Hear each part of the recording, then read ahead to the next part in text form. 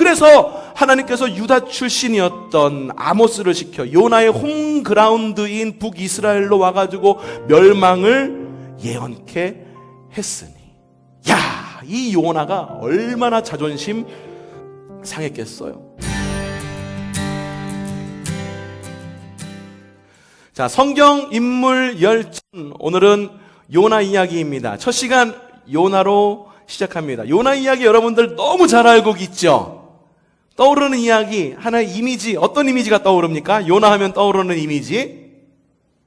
벤치? 뺀질!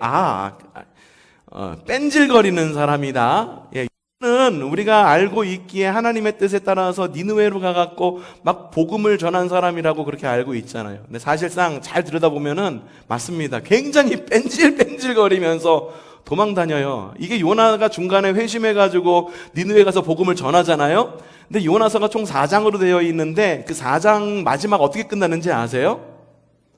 기억나세요? 요나가 복음을 전해서 니느웨가 복음 이제 구원받았다. 이렇게 끝나면 얼마나 은혜롭습니까? 요나도 야, 하나님의 사명을 다했다. 이렇게 끝나면 얼마나 좋겠습니까? 오늘 이야기 들어보면은 꼭 그렇지만은 않은 것을 볼 수가 있어요. 반전이 있는 사람이에요. 자, 요나는요, 북이스라엘, 남유다와 북이스라엘이 나눠져서 북이스라엘의 13대 왕이었던 여로보암 2세 때 사람입니다. 여로보암 2세, 딱 그 이름에서 느껴지는 그 냄새가 어떤 냄새가 납니까? 그 사람도 역시 여로보암의 길을 갔겠다라고 하는 그런 촉이 우리에게 발단이 되죠. 그런데요, 이 여로보암 2세 때는요, 북이스라엘 역사 가운데의 최고의 번영을 누렸던 시대가 여로보암 2세 때의 시대적 상황입니다. 근데 앞에서도 말씀드렸듯이 여로보암 2세는 이렇게 정치도 잘하는 것 같고 정벌도 잘하는 왕 같았지만 누구의 길을 걸었다? 여로보암의 길을 걸었다. 여로보암의 길을 걸었다라고 한 건 하나님 마음에 합하다, 합하지 않다. 합하지 않다. 우상 숭배 했다, 안 했다? 했다. 바알 신상 다 만들어 놓고선 숭배했다.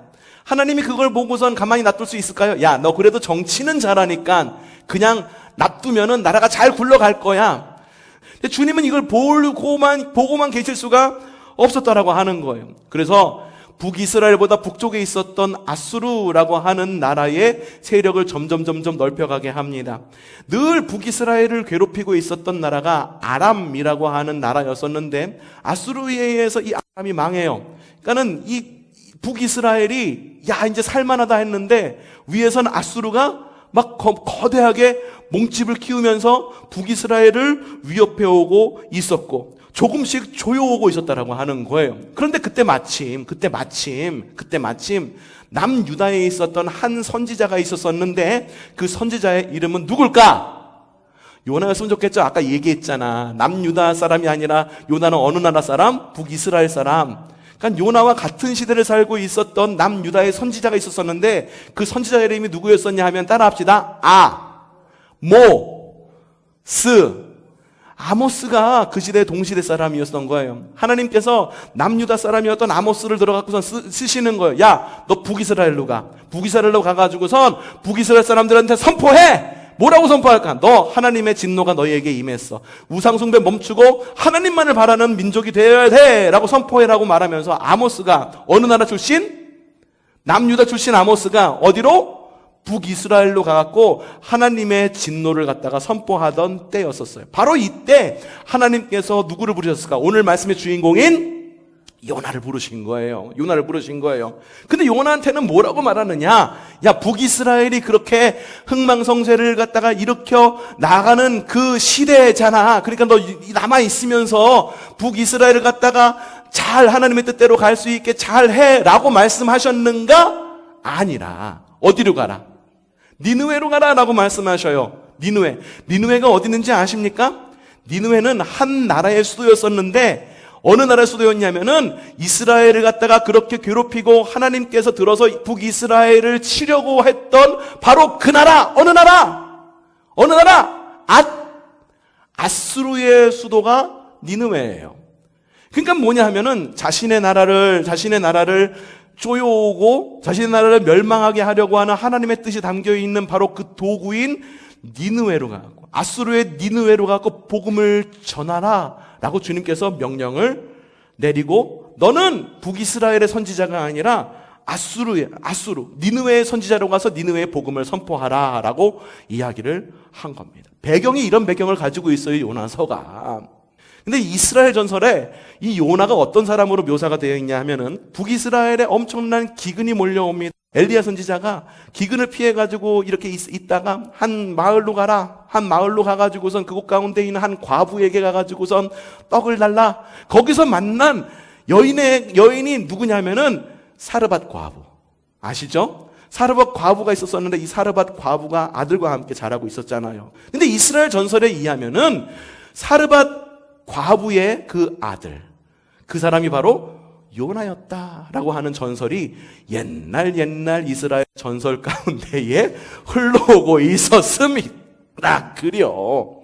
그렇게 이 은혜를 입고 자란 사람이 바로 요나였다라고 하는 것을 갖다 이스라엘 전설 속에서 이야기를 하고 있는 거예요. 성경 속에는 없습니다. 이스라엘 전설 속에 있는 이야기입니다.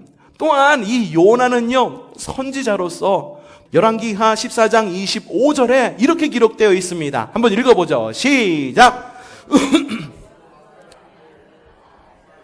제15년에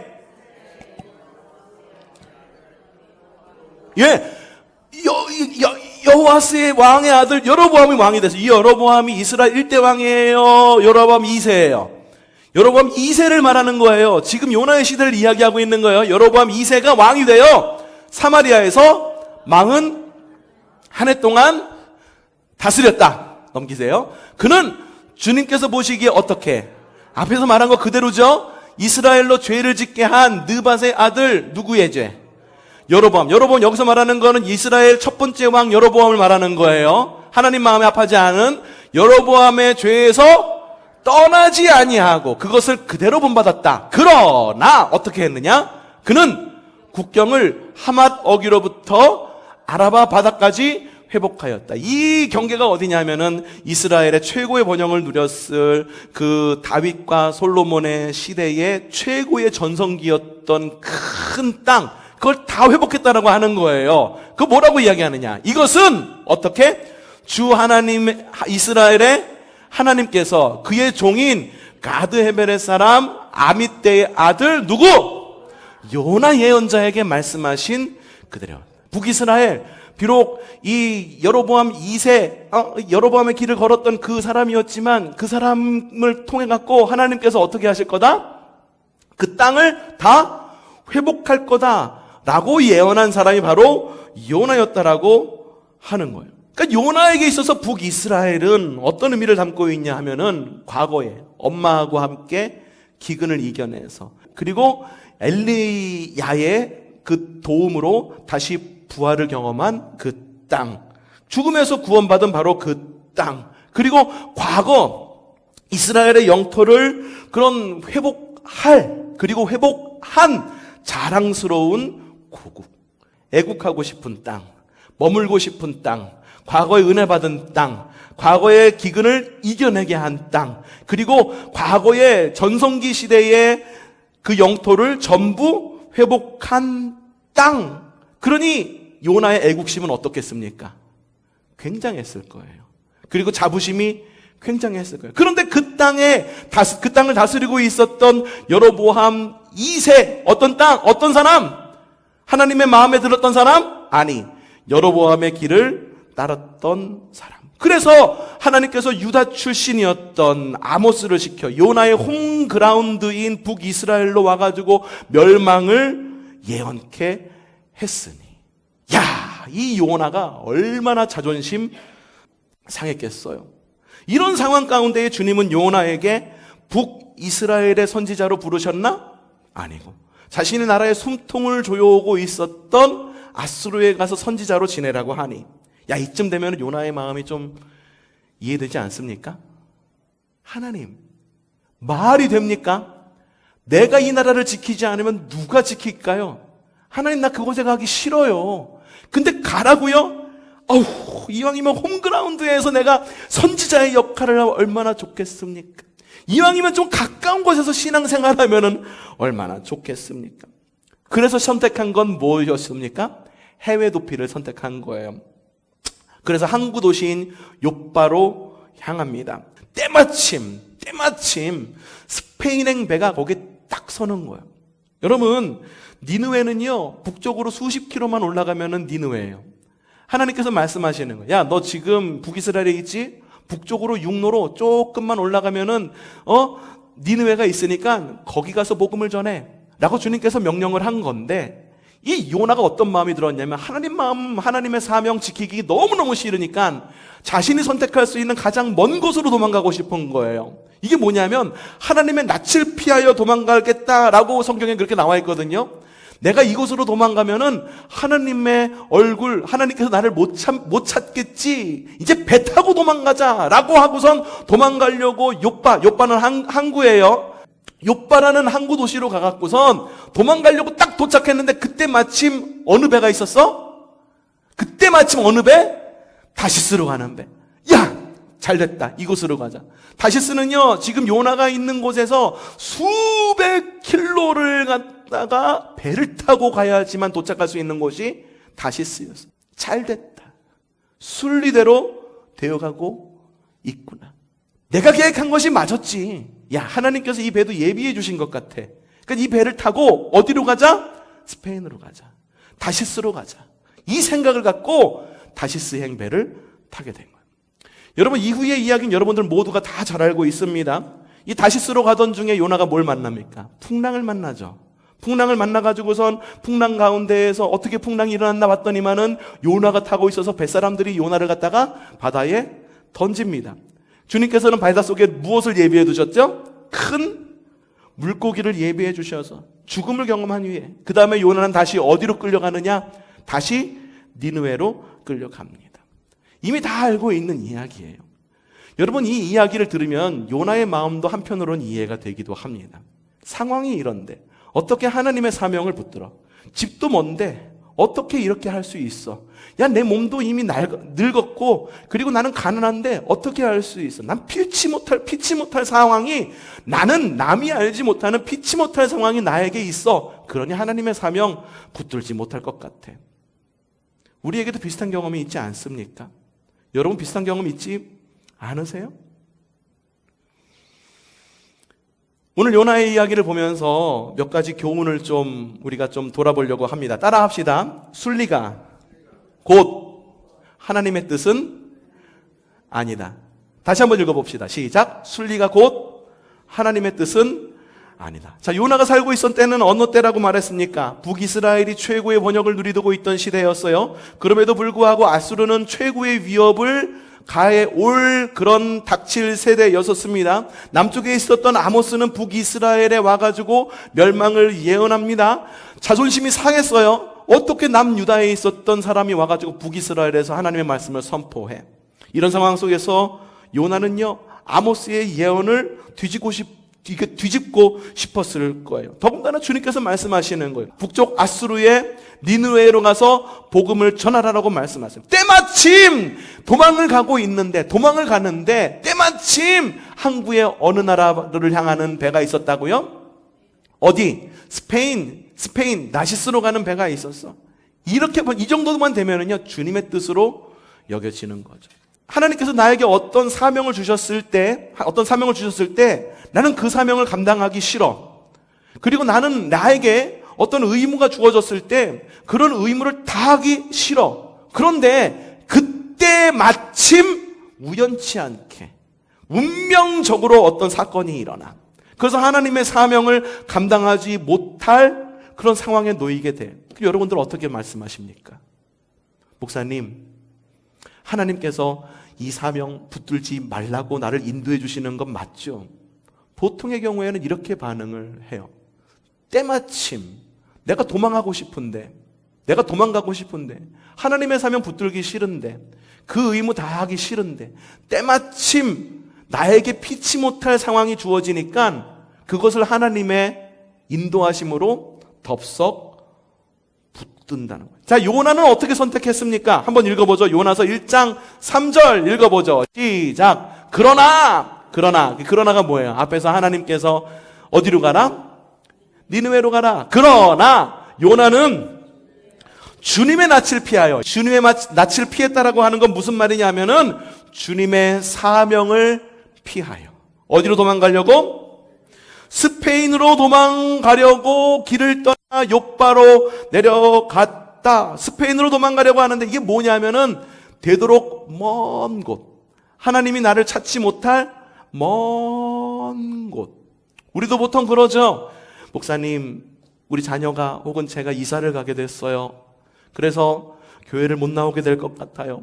어떡해요? 먼 곳으로 이사 가시나 봐요. 네. 한 부산으로 가시나요? 아니요. 어디로 가시나요? 동두천으로 갑니다. 저는 그래서 동두천 교회에 가야 되겠어요 라고 이야기를 하시는 분들이 종종 계세요. 이 정도가 아니야. 여러분, 동두천쯤이면은 여기서 한 100km 되죠? 아니, 몇 킬로 정도 돼? 무척 가까워. 우리는 여기 이런 핑계를 댄다는 말이에요. 근데 요나는 달랐어. 먼 곳, 자신이 결코 못 돌아올 곳, 하나님이 사명을 주신다고 하더라도 타이밍을 놓칠 만한 곳, 어디를 선택했어? 스페인, 다시스로 가려고 했다. 마침, 뭐라고요? 마침, 어디로 떠나는 배? 스페인으로 떠나는 배를 만나. 마침 기회가 됐어. 마침 이사 갈 기회가 됐네. 마침 상황이 이렇게 됐네. 마침 어떻게 돼가지고 하나님의 사명, 하나님께서 맡겨주신 일정, 하나님께서 맡겨주신 모든 의무, 그걸 갖다가 못할 기회가 딱 내 앞에, 눈앞에 딱 터졌네. 마침 기회가 되고, 그때 계속 뱃삭을 내고, 누구와 함께? 사람들과 함께 그 배를 탔다. 사람들과 함께 그 배를 탔다라고 하는 말은 뭐냐 하면은 사람들이 가는 그 길로 똑같이 갔다라고 하는 말이에요. 다른 사람들이 다 가지 않은 길을 거슬러 갔다는 게 아니에요. 순리대로 갔다는 거예요.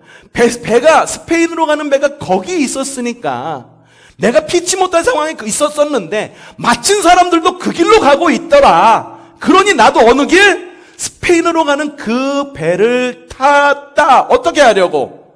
주님의 낯을 피하고 스페인으로 돌아갈 셈이었다. 여러분, 세상을 돌아가는 그런 많은 이치와 많은 그런 법칙들이 있습니다. 하지만 세상을 돌아가는 이치, 곧 순리가 곧 주님의 이치일까요? 우리가 헷갈려하는 게 있어요. 우리가 무엇인가를 갖다가 사명을 붙들었을 때, 아니면 주님께서 어떤 일을 맡기셨을 때 나는 너무 하기 싫어. 근데 어떤 일이 탁상 나에게 닥쳐가지고 이게 필연인지 우연인지 모르겠지만 막상 나에게 이로운 어떤 상황이 될 것 같으면 주님의 사역을, 주님의 사명을 갖다가 내려놓을 만한 기회가 된다면 어떻게 하는지 아세요? 이게 하나님의 뜻이지요? 하나님의 길을 가겠습니다라고 텁썩 묻습니다. 그 전까지는 하나님의 뜻을 전혀 묻지 않아요. 하나님, 이 길 정말 가기 싫은데 이 길을 꼭 가야 됩니까? 라고 물으면 아무것도 없어. 하지만 나에게 이익이 될 거, 내가 좀 편할 것 같고, 내가 손해볼 것, 같은 그 길이 내 안에 딱 주어지면은요, 우리는 아주 극도로 이기적으로 변해요. 여러분, 순리가 곧 주님의 이치는 아님을 기억하시기를 바랍니다. 아니나 다를까? 요나가 배를 탔는데 어떻게 됐습니까? 요나가 배를 탔는데 풍랑이 일립니다. 사람들이 막 짐을 던지고 난리가 났어. 야, 이거 어떻게 된 일이냐? 제비뽑기를 해보자. 제비뽑기를 해보니까 어떻게 됐을까? 요나가 딱 당첨됐네. 요나가 이실직고 하는 거예요. 요나서 1장 9절 초반절 읽어보죠. 시작. 자기가 주님의 낯을 피하여 달아나라고 있다고 말한, 제가 사실은 주님의 사명 잊지 않으려고요.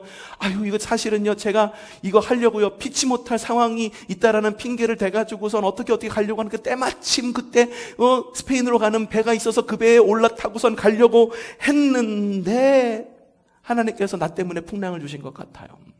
어려움을 주신 것 같아요. 어떻게 하라고 합니까? 1장 12절 시작. 그가 그들에게 답하였다. 나를 들어 바다에 던지시오. 그러면 당신들 앞에 저 바다가 잔잔해질 것이요. 바로 누구 때문에? 나 때문에 이 태풍이 당신들에게 닥쳤다는 것을 나도 알고 있어. 요나가 바다에 던져지신 그 이후에야 풍랑이 잠잠해집니다. 여러분 기억하십시오. 내가 편한 길이라고 그래가지고 세상의 순리대로 간다? 하나님의 길이 아닐 가능성이 매우 높습니다. 순리가 곧 하나님의 길이 아님을 기억하십시오. 대부분 주님은요, 반대로 말씀하세요. 좁은 길로 가라고 말씀하십니다. 십자가를 지라고 말씀하십니다. 그리고 언제나 원수를 사랑하되 이웃을 사랑하되 원수까지 사랑하라고 말씀하세요. 여러분, 주님의 뜻을 정확히 잘 구별할 수 있는 여러분들 되시기를 바라요. 몸이 편한 대로 주님의 뜻을 구별하지 마십시오. 물어보세요. 내가 편한 길로 가고 있다. 모든 일이 잘 되고 있어. 그런데 이 길이 정말 주님의 뜻인지를 물어가십시오. 사람들은 대부분 어려움이 닥치면 그제서야 이게 주님의 길입니까? 아닙니까? 그때 묻습니다. 하지만 여러분, 정말 그리스도인이라고 한다면, 건강한 그리스도인이라고 한다면 어떤 때? 모든 일이 잘 되어가고 있을 때, 모든 일이 순리대로 되어가고 있을 때 주님의 뜻인지 주님의 뜻이 아닌지를 구별하고 물어갈 수 있는 지혜가 있기를 바랍니다. 두 번째 지혜입니다. 따라합시다. 가치를 지불했다고 해서 곧바로 상황이 바뀌는 것은 아닙니다. 다시 따라합시다. 시작. 가치를 지불했다고 해서 곧바로 상황이 바뀌는 것은 아닙니다. 요나는요, 자신의 잘못을 깨달았어요. 그래서 가치를 지불하려고 합니다. 어떻게 지불하려고 했습니까? 내가 하나님의 낯을 피해서 멀리 도망가려고 했어요. 그러니 나를 바다에 던지십시오 라고 이야기를 합니다. 사람들은 보통 어떻게 이야기를 하고 있는지 아세요? 하나님, 어려움이 닥치면 하나님, 내가 뭘 잘못했나요? 내가 잘못한 거 있으니까 회개하는 마음으로 이러이런 일을 하겠습니다 라고 가치를 지불하려고 합니다. 성도들에게 이것 좀 해주세요, 저것 좀 해주세요 라고 말했을 때, 평안할 때는요 절대 안 해요. 근데 막상 어려움이 닥쳤을 때 성도님에게 말하는 거예요. 이것 좀 해주시고 저것 좀 해주시면 안 되겠습니까? 라고 물으면은요, 그때서 생각하게 되는 거예요. 하나님께서 내가 이걸 안 했기 때문에 나에게 어려움을 줬나? 그래서 가치를 지불하려고 합니다. 어떤 가치? 요나에 있어서는 요나는 어떤 가치를 지불했습니까? 나를 바다에 던지십시오. 인당수에 심청이가 빠지는 것도 아니고 나의 죽음으로 인하여 풍랑을 잔잔케 하려고 하는 그런 액션을 취했다라고 하는 거예요.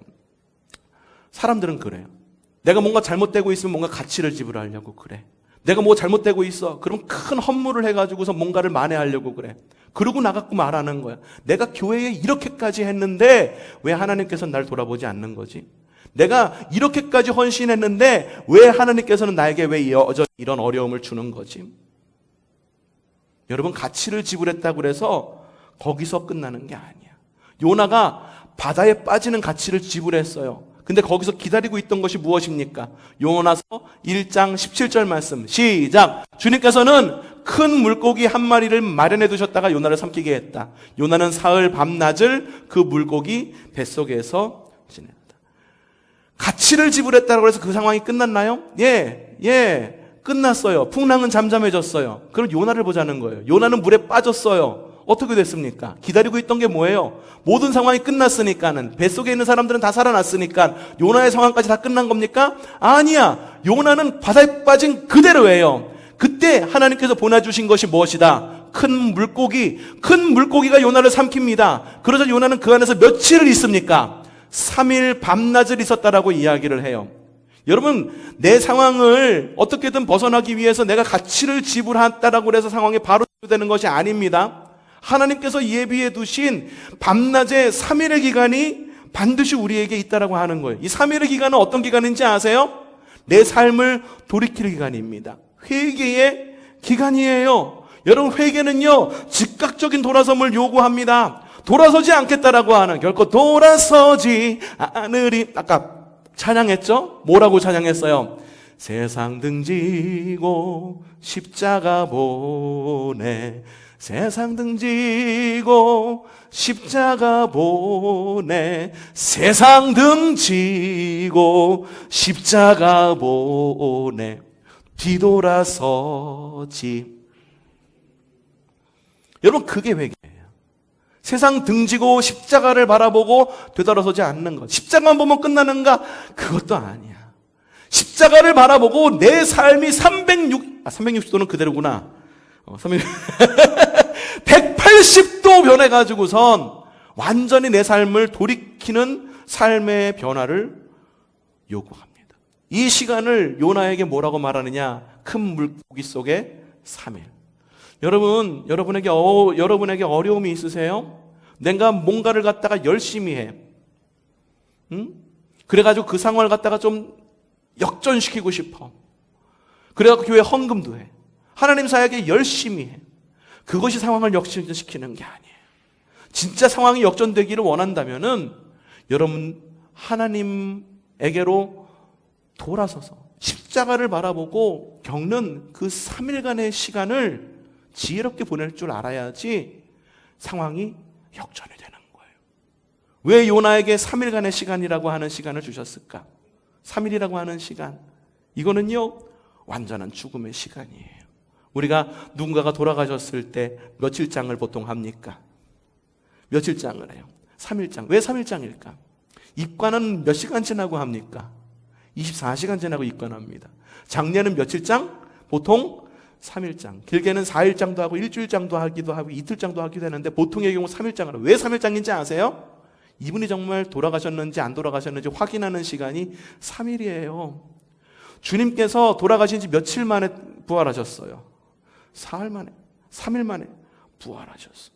그러니까 이 3일이라고 하는 시간은 완전한 죽음까지 내려갔다가 다시 새롭게 부활하는 시간이 바로 3일이라는 시간이에요. 요나에게 있어서 3일은 무슨 시간일까? 아마도 성경에는 시간이 적혀 있지는 않지만 아마도 욥바를 떠나서 스페인 다시스로 향한 지 한 3일쯤 되는 시간이 아니었을까라고 유추해 볼 수가 있어. 죄로부터 하나님으로부터 떠나서 죄를 향한 시간, 그 시간이 3일. 하나님을 떠나서 죄 가운데 살았던 그 시간 3일. 누군가에게는 10년이 될 수도 있고 누군가에게는 20년이 될 수도 있고 누군가에는 1시간이 될 수도 있는 바로 그 3일이라고 하는 시간.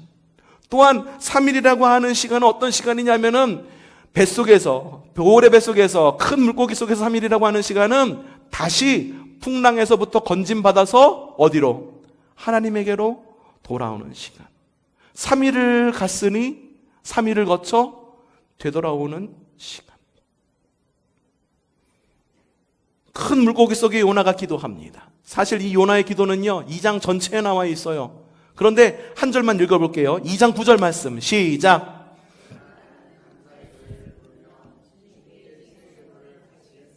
서원한 것은 무엇이든지 지키겠습니다. 구원은 오직 주님에게서만 옵니다. 요나는 이 3일의 시간을 어떻게 보냅니까?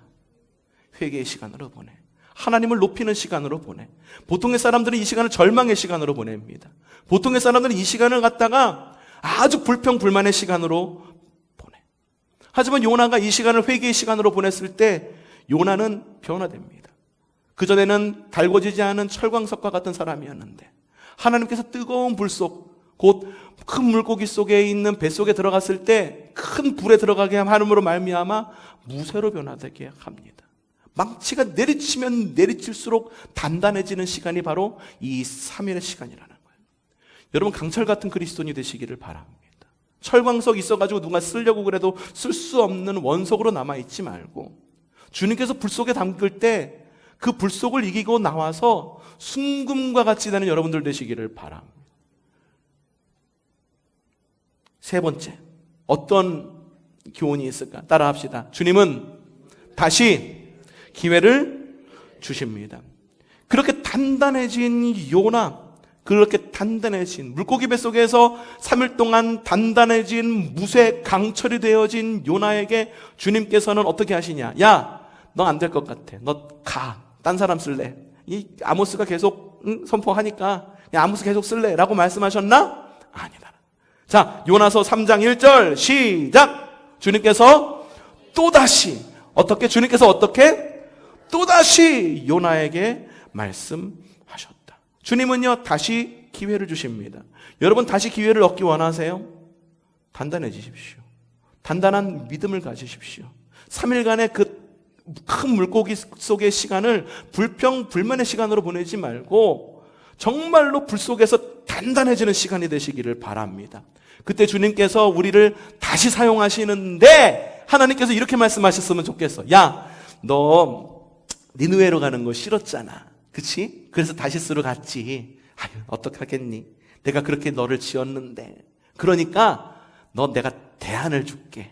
가지 말고 그냥 북이스라엘에 남아가지고 아모스 선지자하고 같이 북이스라엘의 평안을 빌고 북이스라엘 회개를 위해서 기도하는 게 어떻겠니? 이렇게 대안을 주셨나? 대안을 주시지 않았어. 다시 사명을 줄 때에도 어떻게 말씀하시느냐? 3장 2절 시작. 너는 어서 어떻게? 너는 어떻게? 어서. 너는 어떻게? 어서. 서둘러. 어떻게? 저 큰 성읍 어디로 가서? 니느웨에게서 이제 내가 내게 한 말을 그 성읍에 외쳐라. 여러분, 주님께서 주시는 다시 한 번의 기회는요, 대안이 아니에요. 주님은요, 우리에게 다시 한 번의 기회를 주시는 이유는, 야, 니들 이거 해보니 안 됐지? 그러니까 하지 말고 딴 거라도 해봐. 내가 다른 거라도 채워줄게. 대안을 주시는 하나님이 아니에요. 주님께서 우리에게 또 한 번의 기회를 주시는 이유는 뭐냐면, 그 이유는 주님의 뜻이 그 안에 담겨 있어. 따라합시다. 주님의 뜻을 반드시 이루겠다는 주님의 의지.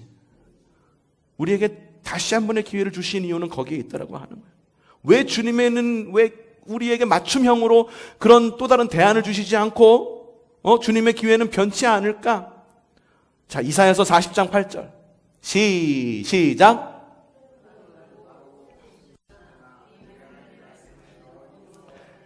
여러분, 풀은 마릅니다. 꽃은 시듭니다. 영원한 풀은 없고 영원한 꽃도 없습니다. 더군다나 이스라엘 같은 경우에는요, 건기가 오면은요, 이 동쪽에서 있는 큰 건조한 바람이 이렇게 불어와가지고 모든 것을 다 말라버리게 합니다. 그런데 그 상황 속에서 주님 뭐라고 말씀해요? 무엇이 영원하다? 주님의 말씀은 영원하다. 왜 주님은 주님의 뜻을 이루어가겠다고 하는 강력한 의지를 다시 한번 요나에게 줌으로 인해가지고 다시 한번 재확인한 걸까? 주님의 말씀은 영원하기 때문이에요. 그게 그 시대에 필요하기 때문이에요.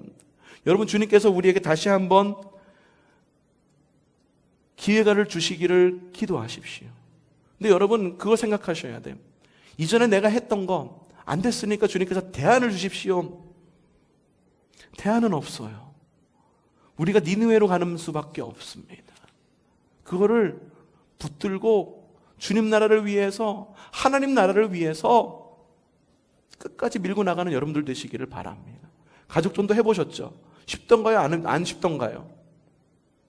어려워요.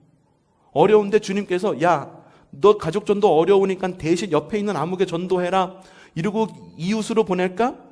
이웃으로도 보내기도 하셔. 그런데 주님께서는 우리에게 다시 한번 이야기를 하는 거예요. 야, 네 가족에게 필요한 게 뭔지 알아? 지금 주님께로 이끄는 거야. 나의 가정을 향한 나의 계획은 변함이 없어. 왜? 너희 가정을 향한 나의 계획은 내 말씀이 변함이 없듯이 여전히 너희 가정을 사랑하시기 때문이에요. 그럼 여러분, 주님의 말씀을 붙드시기를 바랍니다. 정답을 제시할 수 있는 그리스도인 되시기를 바라요. 대안을 제시하는 그리스도인이 아니라 정답을 제시하는 그리스도인이 되시기를 바랍니다. 결국 니느웨는 어떻게 될까요? 어떻게 됐을까요? 요나의 복음 전파로 니느웨는 구원을 받게 됩니다. 모든 사람들이 아주 굵은 베옷을 입고 하나님의 말씀을 읽고 금식을 선포하면서 높은 사람이나 낮은 사람이나 할 것 없이 회개하면서 주님께로 돌이킵니다. 그리고 하나님께서는 어떻게 하시느냐? 하나님께서는 그래, 너희가 회개했으니 재앙을 내리지 않겠다라고 니느웨에 약속을 합니다. 근데 사람의 마음이 그렇습니까? 응? 사촌이 땅을 사면 배가. 요나의 입장에서 하나님께서 부르셨으니 니느웨로 가가지고선 복음을 전하는 게 맞긴 맞는데, 요나의 입장에서 본다고 한다면 아수르가 망해야 북이스라엘이 사는 거예요. 그렇죠? 아수르가 지금 북이스라엘을 갖다 엄청 쪼여오고 있잖아. 아수르가 망해야 북이스라엘이 사는 거예요. 그리고 아수르가 망할 때 주님께서 반드시 아수르를 심판하셔야 누가 살아? 북이스라엘이 사는 거야. 근데 하나님께서 어떻게, 아수르의 니느웨에 있던 사람들이 회개하니까 주님께서 어떻게? 한번 읽어보죠. 요나서 3장 10절 말씀. 요나서 3장 10절 말씀 시작.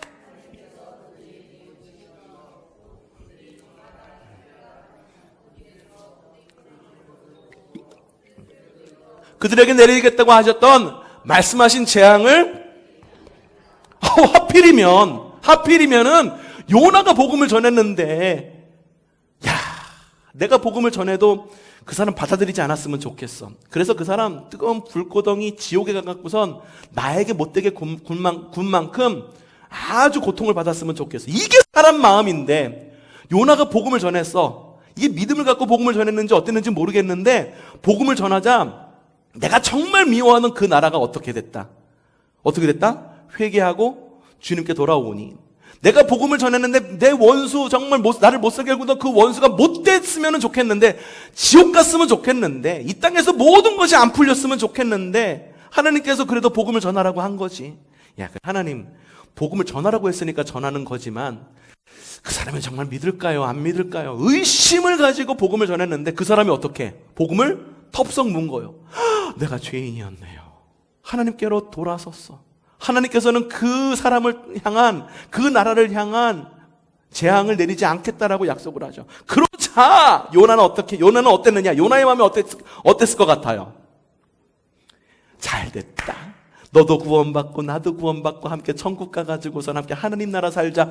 이러면은 건강한 그리스도인이지. 근데 요나 어땠는지 봅시다. 요나 4장 1절 시작. 못마땅해. 어떻게? 화가 났어. 주님께 뭐라고 막 쏟아붓습니다. 화가 나가지고 요나서 4장 2절에서 3절 시작. 그는 주님께 기도드렸다. 주님, 내가 고국에 있었을 때 이렇게 될 것이라고 이미 말씀드리지 않았습니까?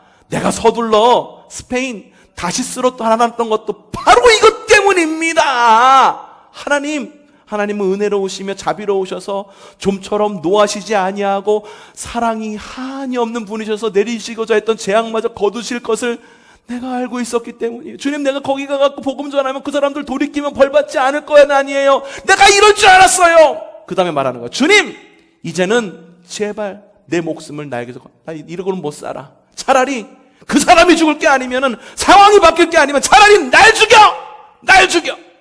이렇게 차라리 죽는 것이 낫겠습니다.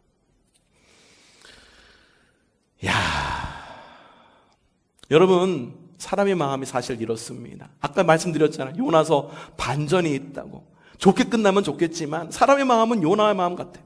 요나의 말처럼 하나님은 자비하시고 사랑이 많으셔서 재앙을 거두시는 분이라고 요나가 그렇게 믿었다고 한다면, 자기의 나라인 북이스라엘이 아모스를 향한 그 예언을 뒤집으려고 한다면 어떻게 해야 됐을까?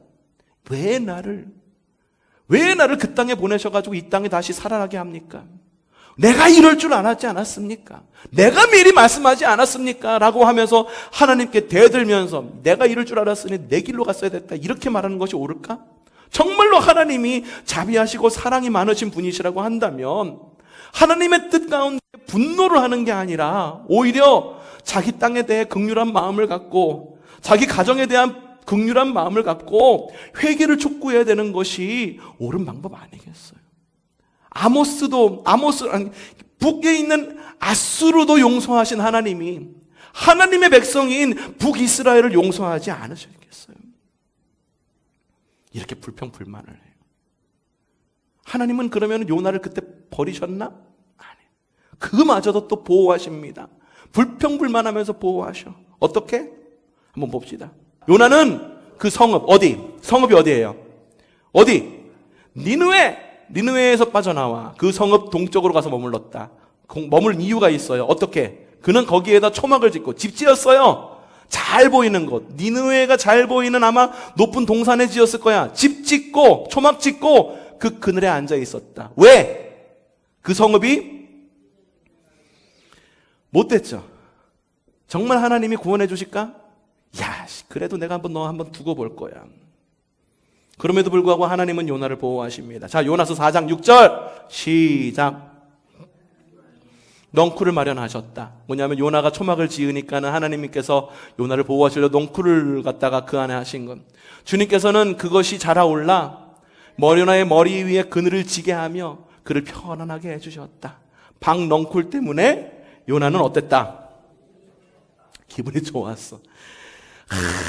일희일비해. 좋았을 때는 거리고 나빴을 때는 아이고 거리고 기분이 좋았다. 이대로 끝나면 얼마나 좋겠어. 또 반전이 있어.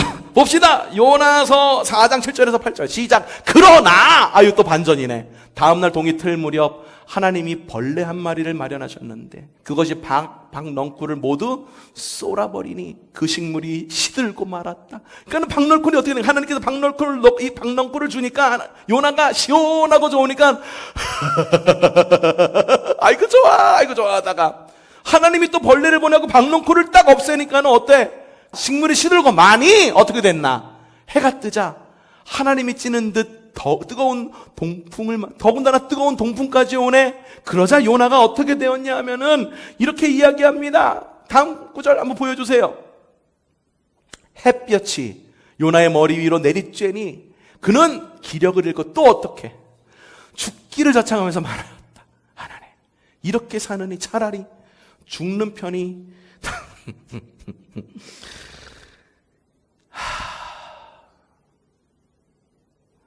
이후 요나의 뒷이야기는 나오지 않아요. 요나가 어떻게 되었는지 나오지 않습니다.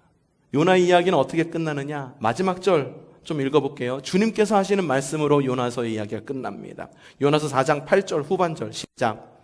주님께서 말씀하셨다. 크게 읽어봅시다. 네가 수도하지도 않았고 네가 키운 것도 아니며 그저 하룻밤 사이에 자라났다가 하룻밤 사이에 죽어버린 이 식물을 네가 그처럼 아까워했는데 네가 심었니? 아니잖아. 그냥 어쩌다 보니까는 내가 준 거였잖아. 어쩌다 보니까는 우리에게 주어진 복이잖아. 근데 그마저도 나에게 준 것인 너무나도 감사하고 그것이 없어진 것에 대해서 너무 안타까워하는데 하물며 봅시다.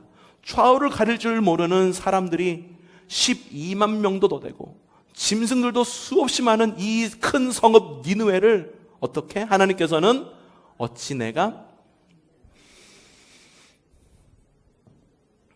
여러분 우리는요 우리 뜻 때문에 일희일비할 때가 너무 많습니다. 여러분 요나서 읽으면서 어떻습니까? 여러분 희망을 얻습니까? 좌절하십니까? 아니면 공감되십니까?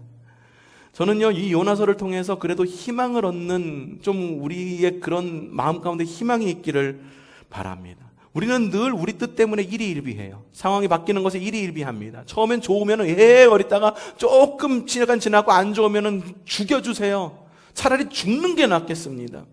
이러는 게 우리의 마음이에요.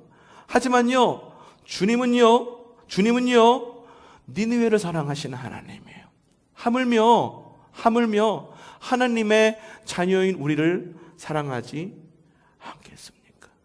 하나님께서 우리를 지으시고 비록 우리가 일희일비하는 그런 요나와 같은 사람일지라 할지라도 어찌 우리를 사랑하지 않을 수가 있겠습니까? 바로 이것이 우리가 주님 뜻 안에 머물러야 하는 이유입니다. 오늘 이야기 들으면서 많은 생각이 오고 가셨을 것입니다. 저 이야기 나 들으라고 하는 이야기야. 저 이야기 누가 들었으면 좋겠어. 여러분 그 말씀을 여러분 그렇게 받아들이세요. 요나의 이야기. 하지만 그 요나의 이야기를 통해서 나에게 주시고자 하는 하나님의 교훈. 오늘 요나의 이야기 어땠습니까? 여러분 주님의 뜻을 이루기 위해 우리의 상황이 어떨지라도 주님께로 돌아서는 지혜가 있기를 바랍니다. 상황을 돌아보지 마세요. 주님을 돌아보시기를 바랍니다. 또 한 가지 뭐하라? 순리를 따르지 말고 주님의 이치를 따르는 지혜가 있기를 바랍니다. 세 번째, 큰 물고기 가운데의 시간을 튼튼한 믿음의 시간, 튼튼한 믿음을 가꾸는 시간으로 가꾸어가는 지혜가 있기를 바랍니다. 불평불만하지 마십시오. 그 시간을 하나님께서 나를 단련하는 시간으로 삼으시기를 바랍니다. 무엇보다도 목적을 이루기 위한 나의 바람을 넘어서 우린 바라는 게 많잖아요. 기도 제목도 많잖아요. 그 목적을 이루기 위한 나의 바람을 넘어서 구원을 이루기 위한 주님의 바람을 바라는 거룩한 성도가 되시기를 바랍니다. 주님의 구원, 그 이방 민족인 아수르의 니느웨까지 구원하시는 하나님이신데 어찌 우리를 구원하시지 않으시겠습니까? 주님께서 가라 하면 가고 멈추라 하면 멈추고 주님 뜻대로 살기로 했네. 뒤돌아서지 않겠네. 세상 등지고 십자가 보내. 뒤돌아서지